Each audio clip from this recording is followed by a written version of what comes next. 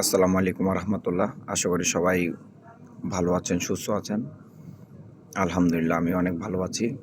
সাধারণ জনগণের কথা চিন্তা করে কি সমস্যা বা কি দেশে হয়েছে তার কিছু কথা তুলে ধরছি আজ। প্রথমে হচ্ছে যেসব বিষয়, যেমন ধরেন খাদ্যদ্রব্য, ইলেকট্রিসিটি বিল, গ্যাস বিল, আর অনেক কিছু দাম বাড়তি, এগুলো যাতে এখন থেকে দমন করতে পারে। বিশেষ করে খাবারের যেসব পণ্যের দাম বাড়তি, চিনি, ডাল, তেল, চাউল, এগুলো যাতে নিয়ন্ত্রণে আনতে পারে, সাধারণ জনগণ যাতে কিনে খেতে পারে, এই ব্যবস্থা যেন নেই। এবং ইলেকট্রিসিটি বিল, প্রিপেড মিটার এবং পোস্টপেড যে মিটারগুলি ব্যবহার করছি, অতিরিক্ত রিডিং উঠছে। এগুলি আমরা প্রতিনিয়ত বাসায় যখন চেক করি তখন দেখি অল্প ব্যবহার করছি, দেখা যাচ্ছে অনেক ইউনিট উঠছে।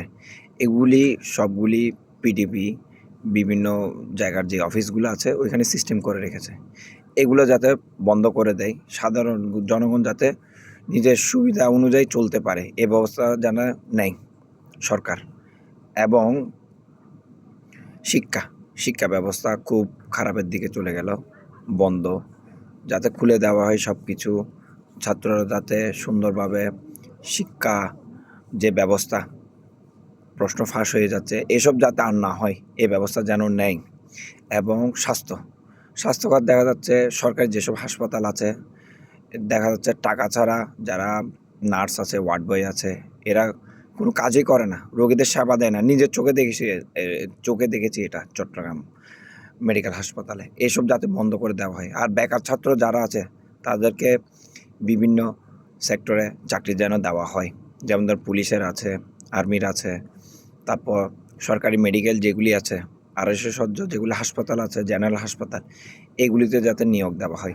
ছাত্রছাত্রীদের যারা বেকার আছে, যাদের যোগ্যতা আছে, তাদেরকে দেওয়া হোক। বেকারত্ব দূর হোক আমাদের দেশ থেকে, সবাই যেন শান্তিতে বসবাস করতে পারে, এটাই চাইব। সবার জন্য এই চিন্তা করে এই কথাগুলি বলেছি। দেশের জন্য, নিজের স্বার্থের জন্য চিন্তা করবেন, অন্যায় করবেন না, লুটপাট করবেন না, চুরি ডাকাতি করবেন না। এসব বন্ধ হোক, দুর্নীতি দমন হোক। এই দেশ সুন্দর একটা দেশ আমাদের, যাতে পরের প্রজন্মের জন্য রেখে যেতে পারি, এই চিন্তাটুকু করবেন। সবার কাছে একটাই অনুরোধ করছি, দেশের জন্য একটু চিন্তা করবেন, দেশের মানুষের জন্য চিন্তা করবেন, এটাই বলতে চাচ্ছি। সবাই ভালো থাকবেন, সুস্থ থাকবেন, ভালো থাকবেন, এই আশা রইল। আসসালামু আলাইকুম রহমতুল্লাহ।